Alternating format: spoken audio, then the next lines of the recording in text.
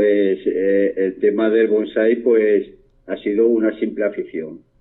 Pero me formulé una pregunta muy curiosa a mí mismo, que fue ¿hasta dónde te quieres adentrar en la madriguera?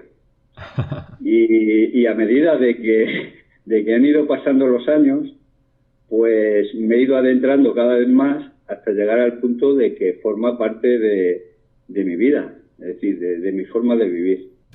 Al igual que Alicia decidió recorrer la madriguera y descubrir el País de las Maravillas, nuestro invitado nos describe en este nuevo capítulo cómo, de la mano del bonsái, ha ido conociendo un mundo de cultura y aprendizaje tan llamativo y a la vez gratificante como son los jardines japoneses, la ceremonia del té, la fabricación de tenpai o la creación de dibujos para su uso en exposiciones. Una madriguera que a cada recoveco le lleva a una nueva experiencia. Y es que el arte del bonsái es todo un viaje a través de los sentidos. Empezamos.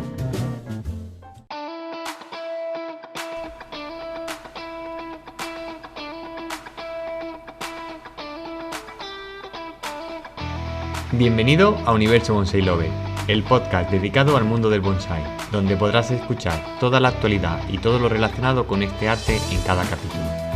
Soy Manuel Porras y te doy la bienvenida a este Universo Bonsai Lover podcast.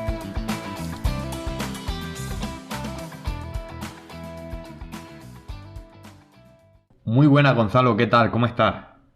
Hola, muy buenas, Manuel. Bien, estoy muy bien y bueno, encantado de poder realizar esta entrevista contigo. El placer siempre es mío, siempre que paséis por aquí por el podcast, el placer siempre es mío. Además, esta entrevista es una entrevista que tenía muchas ganas de hacer porque nos va a contar un montón de cosas. No vamos a hacer spoilers, pero seguro que sale una conversación muy bonita y que a todos los oyentes les gusta.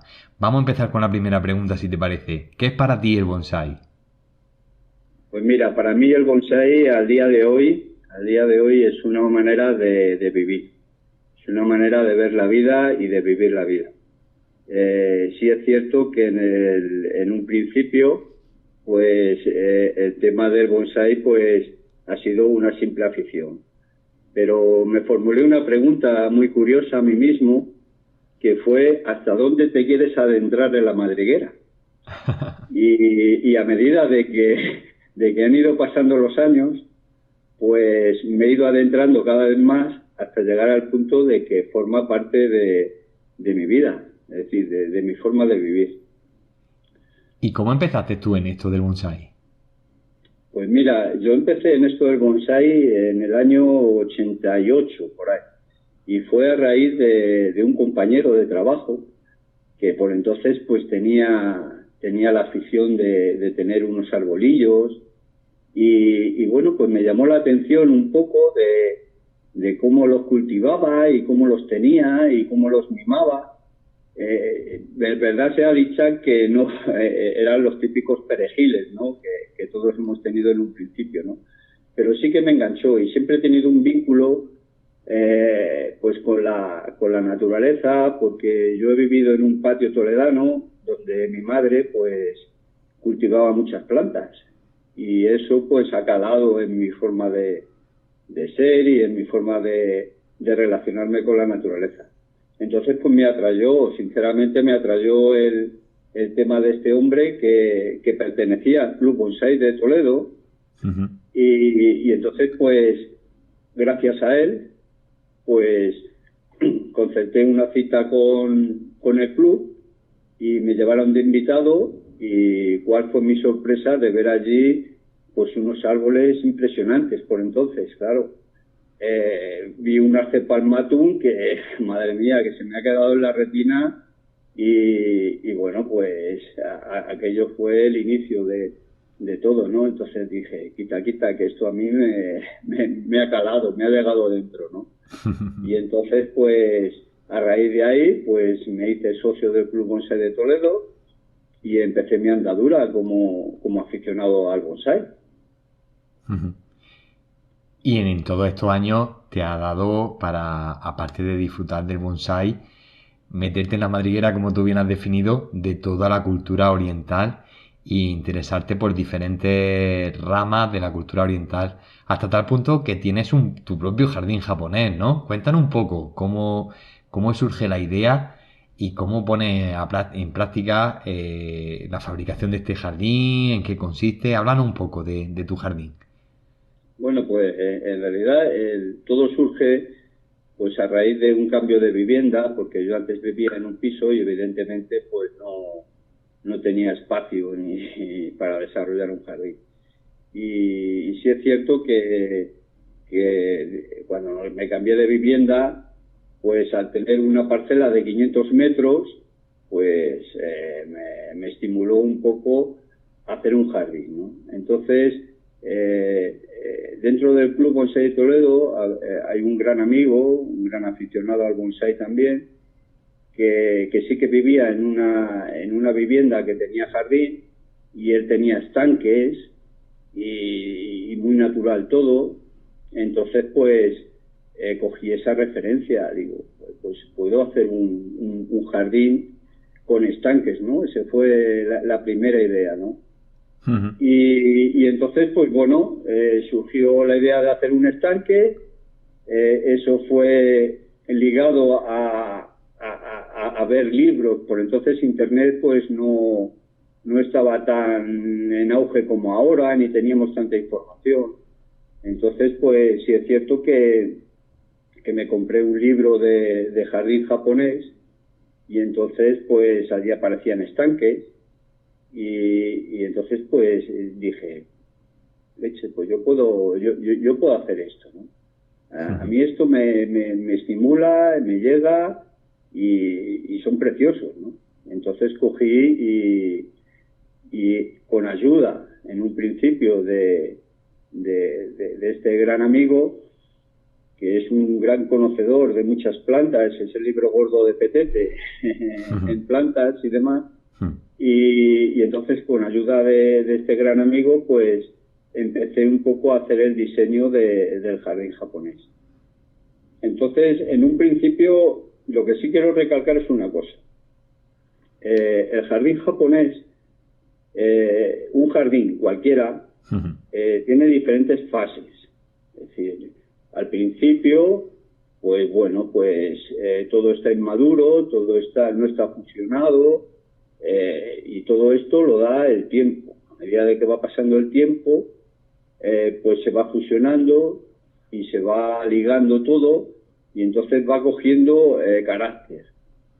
Entonces, uno de los errores que en un principio cometí yo al principio es la impaciencia, ¿no? La impaciencia, ¿no? Entonces, la impaciencia de verlo todo cubierto, de verlo todo acabado, ¿no?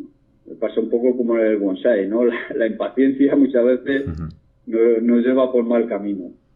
Y después, a medida de que el jardín que tengo lleva unos 22 años hecho, entonces a medida de que los árboles han ido creciendo y todos los arbustos y todo esto, pues ha habido modificaciones. Es decir, el jardín nunca se puede mantener tal y como en un principio le has diseñado.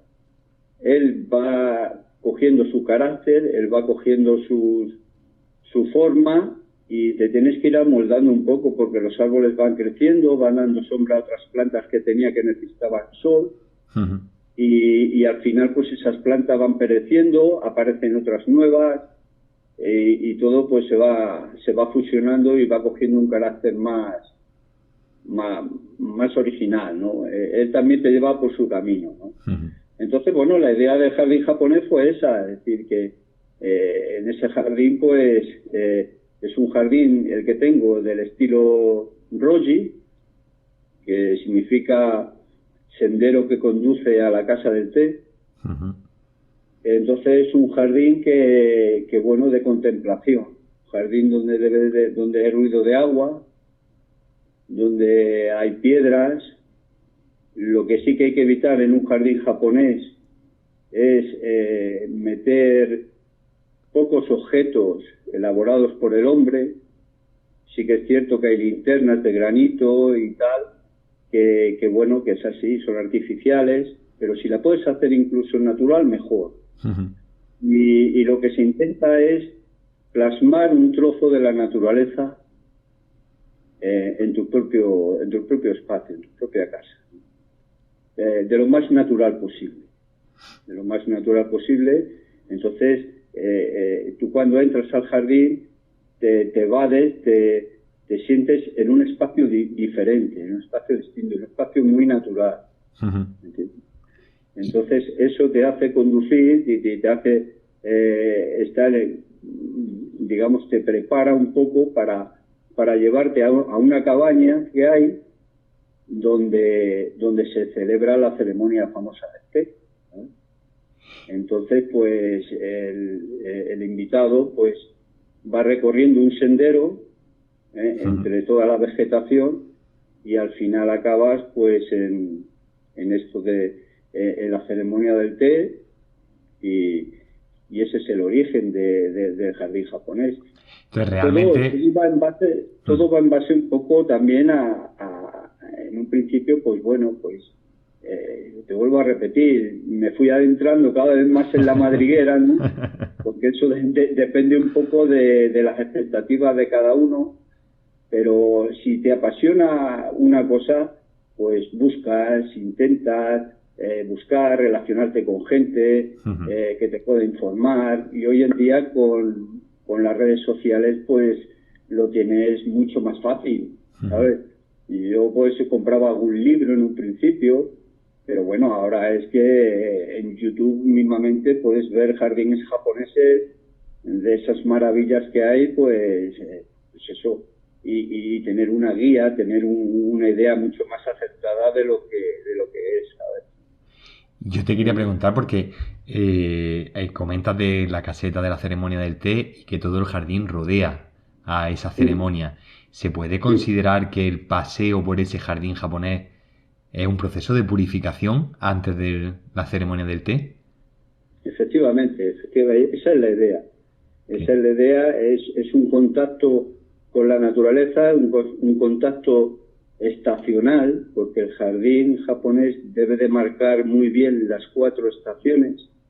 Entonces se riega antes de que lleguen los invitados para dar un poquito más frescor y acentuar más los colores de los líquenes y los musgos que pueda haber en las piedras. Y entonces todo esto sí es digamos que es un acto de purificación antes de la ceremonia del té, ¿sabes? Entonces normalmente se pasea en silencio y simplemente contemplando los pequeños detalles y el frescor que te pueda transmitir el jardín según en qué época del año, claro está. ¿Es difícil mantenerlo? Vamos a ver, difícil mantenerlo. El jardín que yo tengo sí que es decir, tienes que tener en principio conocimientos un poco de jardinería, pero con el bonsái pues los adquieres, porque más o menos la poda y el tratamiento es lo mismo.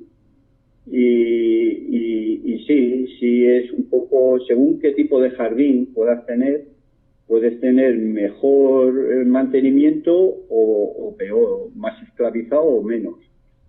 Sí es cierto que si tuviera que hacer otro jardín, pues le haría con menos exigencias.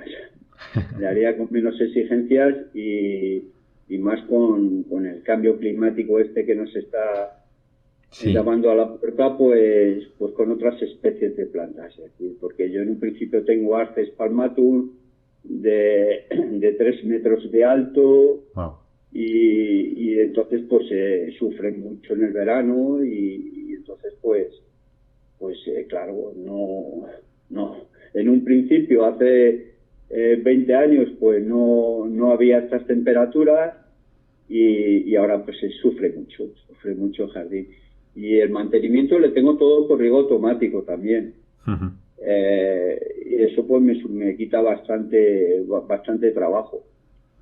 Pero bueno, sí que es cierto que se puede hacer un jardín japonés maravilloso y en perfectas condiciones y con una sensibilidad enorme, con menos exigencias que el que yo tengo. Pero eso te lo da la experiencia, Manuel, eso te lo da la experiencia, porque al final tú empiezas un poco a dar palos de ciego, pues eso, causa, efecto, error, y bueno, te das cuenta de que ha habido veces que has metido la pata y dices, pero bueno, esto no debería de haberlo hecho así.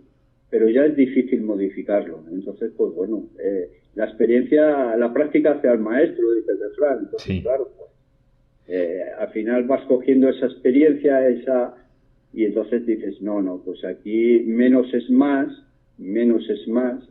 como se suele decir, y crear más espacios vacíos y no caer en el error de quererlo llenarlo todo en un principio, como cometí yo en mis inicios. Ujú.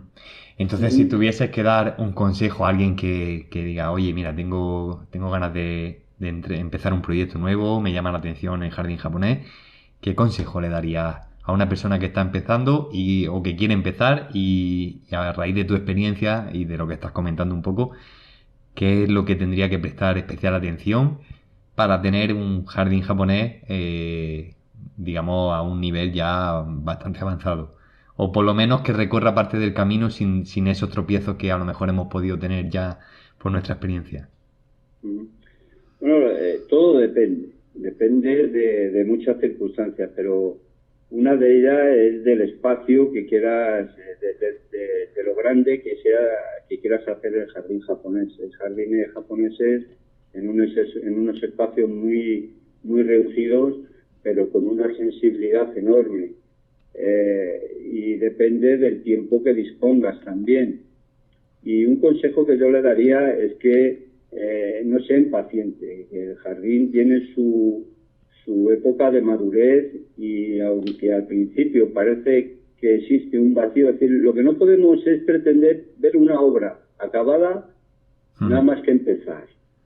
Eso es un error monumental. Es decir, la obra, un jardín es una obra inacabada, siempre. Entonces, el consejo que daría es decir que aunque en un diseño de un principio, pues pueda resultar algo vacío, algo que no ha cogido el carácter de la naturaleza, pues que se espere unos años, que todo va a desarrollar y se va a poner en condiciones y se va a fusionar todo. Y lo que representará el jardín después, el día de mañana, es la no intervención de la mano del hombre. Es lo que realmente experimenta el jardín que yo tengo, que parece que no ha intervenido la mano. Entonces, pues todo depende del tiempo y sobre todo una de las cosas es que pudiera representar en ese jardín a un trozo de la naturaleza. Es decir, tienes que conseguir que la naturaleza entre en ese jardín de forma muy natural, ¿sabes? Entonces, pues evidentemente ahora pues no puedes poner musgo porque con esta sequía, pues no. Bueno, pues hay otras plantas tropizantes que pueden simular el musgo. Hay gramíneas son fantásticas y maravillosas, que pueden acompañar perfectamente a los helechos, pegadas a una piedra y demás. Entonces, pues es todo una experimentación y ir observando, sobre todo mucha observación. La observación es muy importante, la observación de la naturaleza. Cuando salgan al campo, tienes que fijarte cómo está, cómo diseña la madre naturaleza, ¿no? Entonces, pues esa observación es importantísima para poder reflejar, porque es el fin, al final es el final del jardín, representar un espacio natural. Y entonces, pues ese es el consejo que yo les daría. Pero que se animaran, porque hay pequeños espacios con una delicadeza y con 4 plantitas, o con una fuentecita en un rincón, que bueno, siempre el escuchar el sonido del agua es muy relajante y tiene pocas exigencias, ¿sabes? Entonces, pues sí que les daría ánimos a que se iniciaran en el diseño de un jardín japonés, porque los jardines japoneses, dentro de diferentes estilos que hay, pues digamos que el propósito principal es evocar a la naturaleza, y que queden reflejadas muy bien las 4 estaciones del año, porque los japoneses es una de las cosas que tienen muy presente, que queden reflejadas en su jardín las 4 estaciones del año. Es decir, hay plantas perfectamente que tienen un desnudo muy bonito, como el cornejo, que tiene sus tallos rojos, carmín, en un invierno, y bueno, y después ahora en la primavera el frescor de ciertas plantas, que el verdor, el otoño, que pongan plantas con una coloración importante, ¿sabes?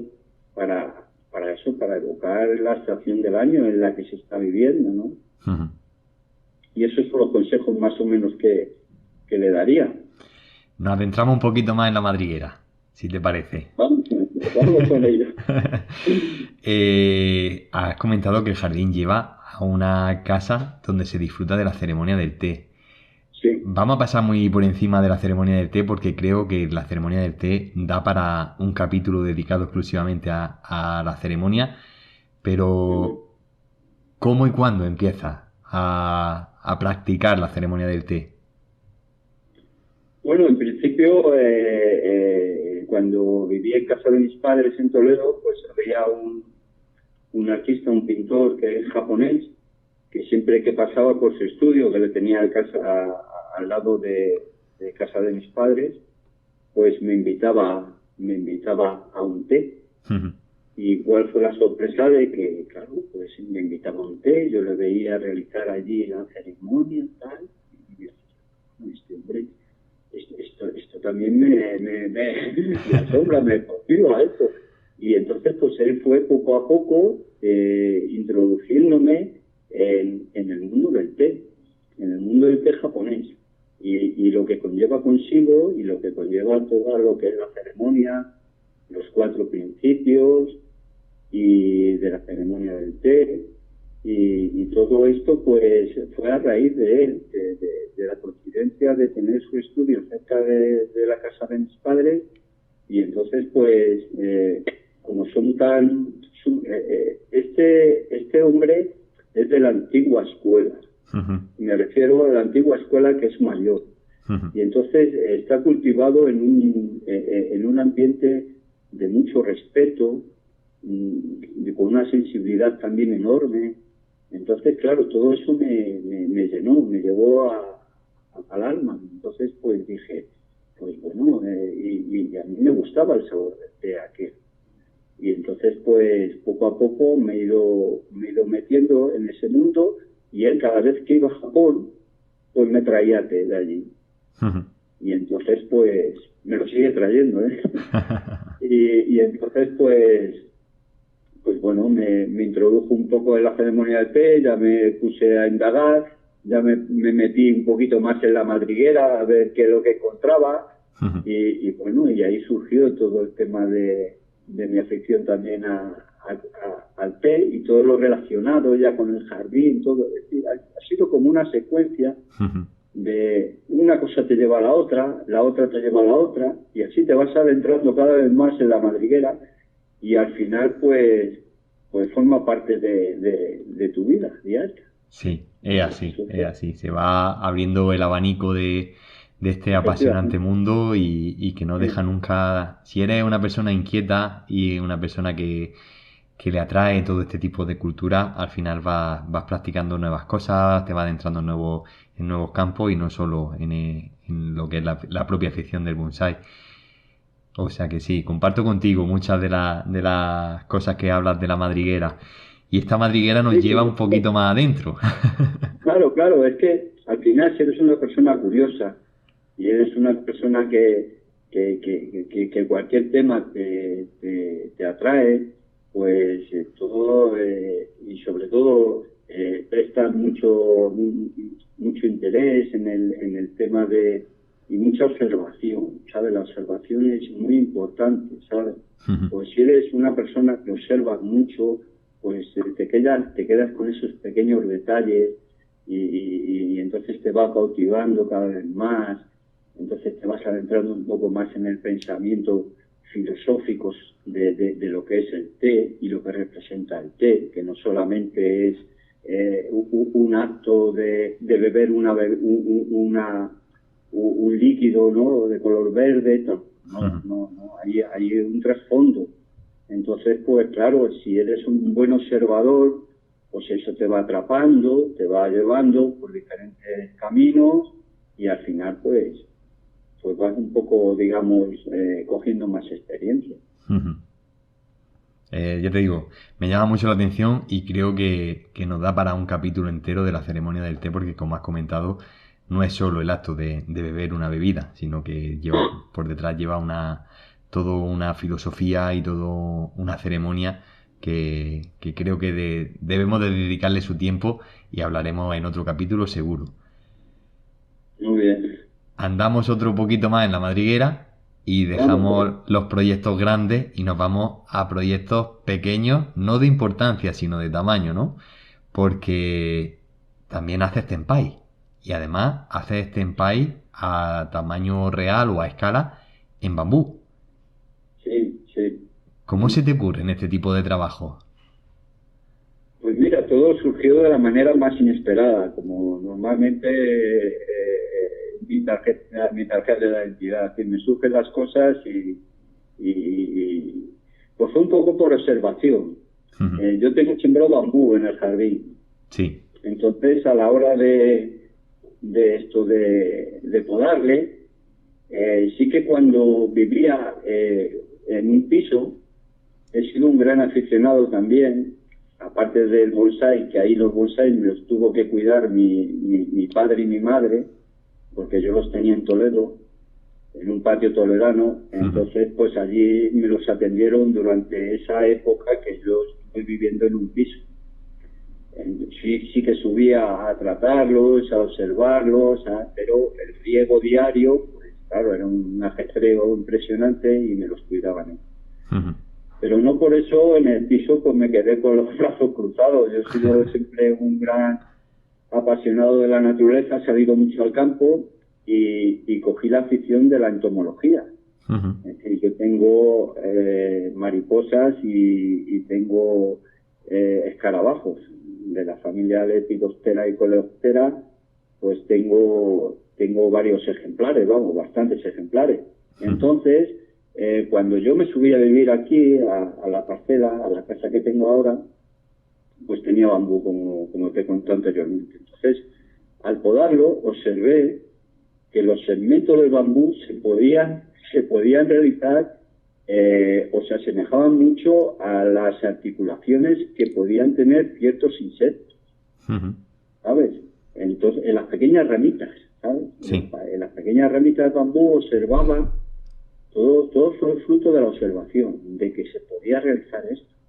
Y entonces dije, voy a intentar hacer un insecto de bambú.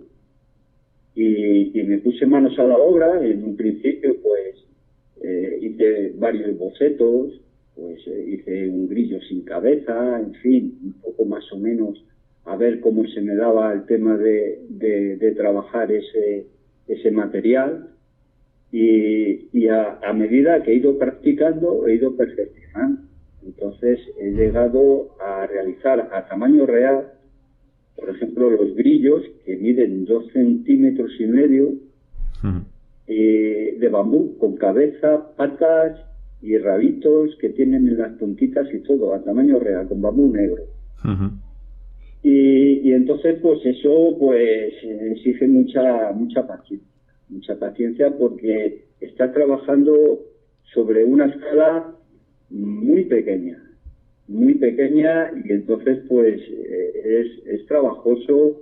Hay que tener un poquito de mano y es trabajoso el poderlo realizar a esa escala tan pequeña. Hago grillos, mantis y libélulas. Esos son los 3 insectos que hago a tamaño real. Entonces la dificultad es elaborarlos a tamaño real. Eso te iba a preguntar. Entonces, claro, que no tiene que ser fácil hacer este tipo de figuras, ¿no? Tiene que ser complejo. Tienes que tener mucha paciencia y digámoslo así, de esta manera, microcirugía, ¿no? Microcirugía para poder insertar, para poder doblar, para poder doblar los segmentos, para que haga la pezuñita, la uñita de la patica, para que haga, pues es todo pues muy meticuloso, muy meticuloso. Entonces cada insecto tiene su dificultad, porque por ejemplo pues la mantis, pues la cabeza y lo que son las mazas, las mazas de adelante, pues requieren mucho tacto, digámoslo así, requiere mucho tacto porque estás sobre milímetros, estás trabajando para diseñar el ojo, para diseñar las sierras que tienen las macitas de adelante, pues estás sobre milímetros. Entonces, claro, tienes que tener un tacto impresionante. Y después, pues, que los ojos de la libélula, pues, 3/4 de los mismos, pues son complicados, ¿sabes? Porque, claro, tienes que ponerlos ahí bien posicionados, redondeados, hacer el puntito exacto, es muy meticuloso, muy meticuloso. Y después los rabitos de los grillos, ¿sabes? Estos dos rabitos, porque hacía el macho y la hembra, ¿sabes? La hembra, ¿sabes? Tiene 3, el grillo tiene 2 rabitos, ¿no? Y después la cabecita, las patitas, todas simétricas.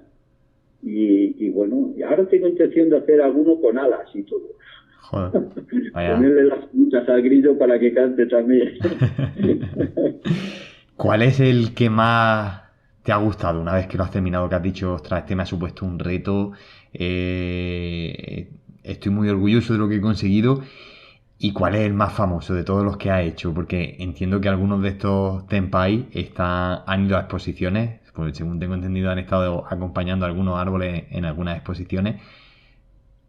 Sí, bueno, el que más me ha gustado, en realidad, todos tienen su aquel, ¿no? Porque, bueno, la mantis sí que es, a tener ese carácter, como las hago, amenazador, ¿no? De mirada hacia el espectador y demás, pues siempre cautiva un poco. La libélula, pues queda un poco más aleatoria, y los grillos, como van en pareja, pues sí que es cierto que también son curiosos. Pero yo creo que la mantis, en realidad, pues al tener ese carácter más desafiante, ¿no? Hacia el espectador, pues yo creo que es interesante, sí. Sí. Muy bien, muy bien. Ya hemos pasado por el jardín, hemos pasado por la ceremonia del té, tenpai, y ahora otra de las aficiones, y sobre todo de las que ahora está un poco más puesto, es el dibujo, ¿no? Un dibujo Sí. que lo está enfocando a estos famosos formatos que solemos ver en las exposiciones tipo Kakejiko y demás. Sí. ¿Cuánto tiempo llevas dibujando? Porque las obras que yo he podido ver son verdaderas maravillas. Bueno, pues aunque te parezca, aunque parezca mentira, llevo dibujando desde noviembre. ¡Ostras! En mi vida había dibujado. Y la gente, pues, todas mis relaciones de amistades, pues no se lo creen. Así de claro. Entonces, pues, dicen que me he equivocado de profesión, que quién es mi maestro. Digo, no, yo simplemente soy autodidacta. Es decir, me he puesto a dibujar y ya está. Y todo vino a raíz de la exposición de Fuenlabrada, de AVE, que hubo allí, con esos maravillosos árboles. Y entonces, pues, como aficionado al bonsai, pues fuimos allí, un matrimonio, unos amigos nuestros y mi mujer, y estuvimos observando, pues los árboles, y yo me quedé prendado de un kakekishu que vi con unas hojas de arte simplemente cayendo, y en ese dibujo dije, esto es impresionante, digo, esto a mí me está cautivando, digo, esto yo lo puedo hacer. Se lo dije a mi mujer y a este matrimonio. Digo, y ellos, pues, ¿lo puedes hacer? Digo, esto lo puedo hacer yo. Digo, es tan simple, pero en el fondo tan inmensamente delicado y emotivo, digo, que esto yo lo puedo hacer. Y entonces cogí y bueno, y ellos me animaron. Me animó mi mujer. Pues tú tienes manos, porque si haces los insectos de bambú eres capaz de hacer esto. Tú tienes manos, anímate. Y bueno, ahí quedó la cosa, hasta que un día, pues hice, en 5 minutos hice un dibujo, se le envié a este matrimonio. Y cuál fue su sorpresa, pero Gonzalo, ¿esto lo has hecho en 5 minutos? Digo, sí. No lo dejes, sigue practicando. Sí, entonces, pues bueno, se lo enseñé a mi mujer también y, oye, pues, te ha quedado fantástico esto. Bueno, pues voy a hacer otro, a ver qué tal. Y empecé ya pim pam, y llevaré hecho pues unos 40 dibujos aproximadamente. Y bueno, pues a la gente pues le gusta y surgió de la manera más inesperada, ¿no?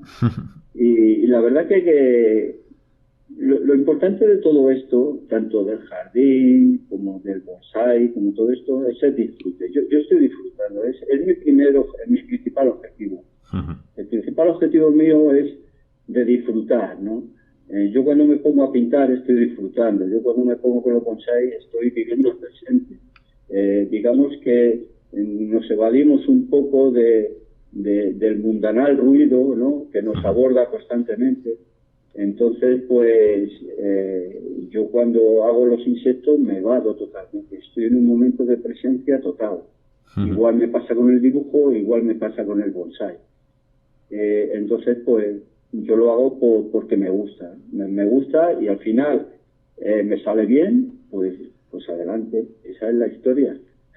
¿Y qué técnica es la que utilizas? Bueno, en principio, pues estoy utilizando acuarelas y tinta china.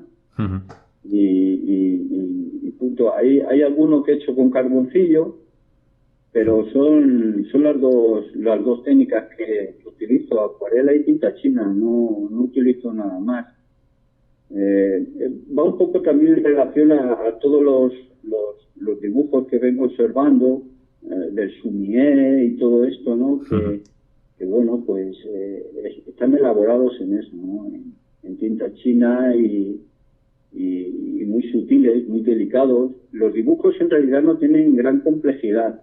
Lo que sí intento es intentar captar la expresión del dibujo, es decir, que no sea un simple dibujo, sino que le haga al espectador también, pues, meterse un poco en el paisaje o meterse un poco en la observación del insecto, de la flor, o eso. Eso es la historia. Entonces, pues son dibujos simples, pero en el fondo pues muy expresivos en ese sentido.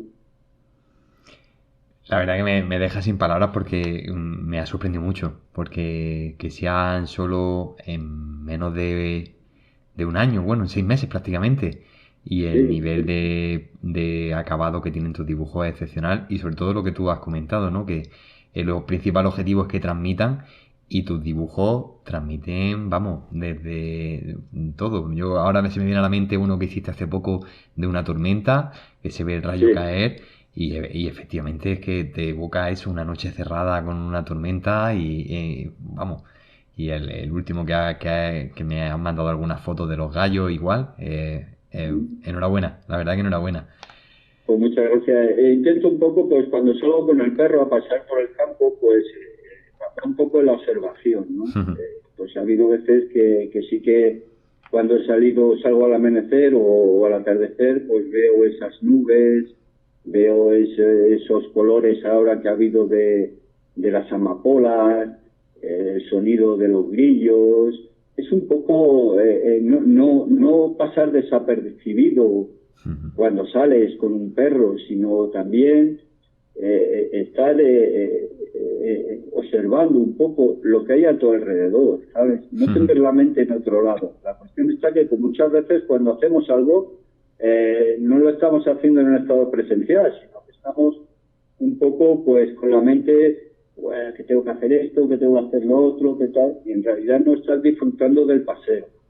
Entonces, cuando realmente tomas conciencia de un paseo por el campo, pues te das cuenta de que estás inundado totalmente de una maravillosa floración, de una maravillosa naturaleza, ¿sabes? Eso te cautiva inmensamente, ¿sabes? Es decir, que hay que saber un poco mirar, ¿no? Hay que saber mirar un poco y no pasar, pues eso, desapercibido. Entonces, pues sí que eso también me evoca un poco el hacer varios tipos de dibujo. Por ejemplo, aquí cercano, pues hay un gallo que canta, ¿no? Pues sí que lo escucho. Entonces, pues digo, pues voy a hacer un gallo, ¿no? ¿Por qué no? Entonces, es un poco, pues, es eso, ¿no? Esa inspiración que te viene de hacer un dibujo o hacer otro, depende un poco de los momentos que vas observando en el transcurso de un paseo, en la salida, en una excursión, que no se trata solamente, ya te digo, de andar y andar y andar, sino también observar, ¿no? Observar. Si mismo más lejos el otro día, pues en un almendro sí que estaba lleno de pulgón, el pobre, pero había inmensidad de mariquitas ahí, ¿no?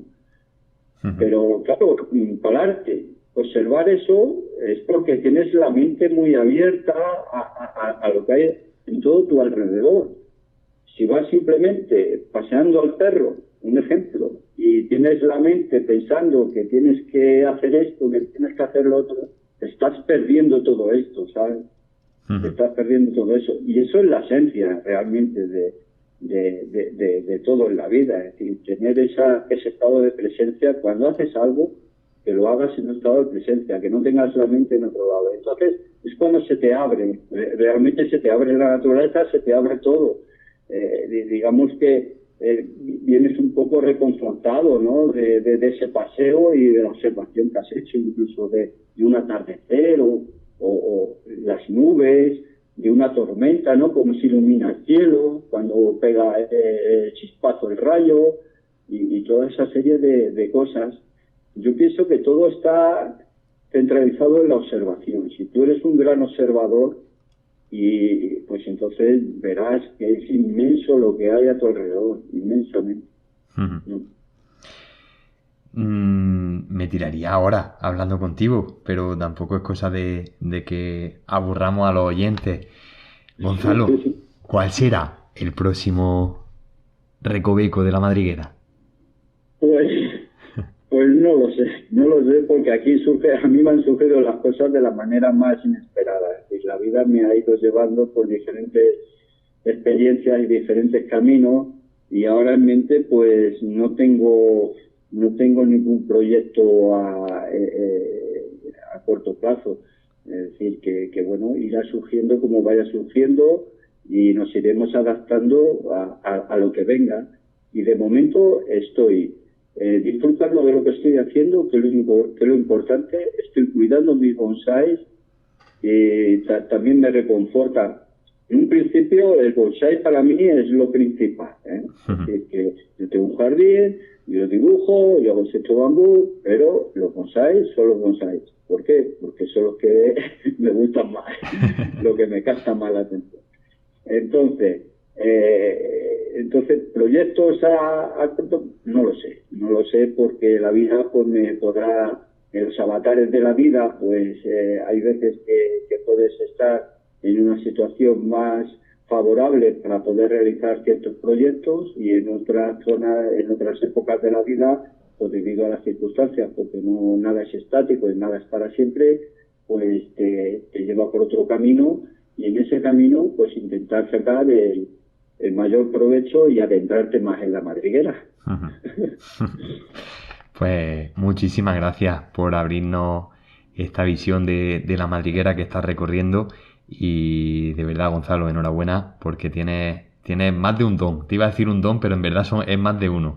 Así que muchas gracias por pasar por el podcast y te invito a un siguiente capítulo de la ceremonia del té. Un saludo, Gonzalo. Pues muchas gracias, Manuel, gracias a ti y a tus podcasts y enhorabuena por este programa tan maravilloso que estás haciendo. Muchas gracias. Un saludo. Un saludo. Muchas gracias por escuchar este capítulo de Universo Bonsai Lover Podcast. Si todavía no lo has hecho, no olvides suscribirte en tu plataforma preferida. Y si te ha gustado el capítulo, compártelo para que este Universo Bonsai Lover llegue a más gente como tú.